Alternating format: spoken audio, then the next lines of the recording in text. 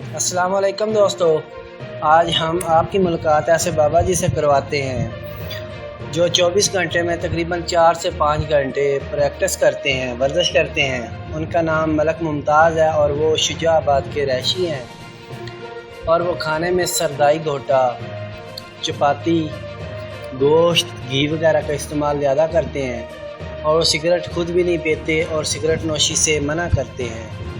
और उनकी वर्जिश देखते हुए बंदा ये सोचता है कि ये 20-25 साल के होंगे, लेकिन उनकी उम्र तकरीबन 80 साल के लगभग है और वो 80 साल की उम्र में भी एक यंग लड़के की तरह एक्टिव हैं। और उनका राज यही है कि वो रोटी ज़्यादा चबा कर खाते हैं और सूखी रोटी खाते हैं।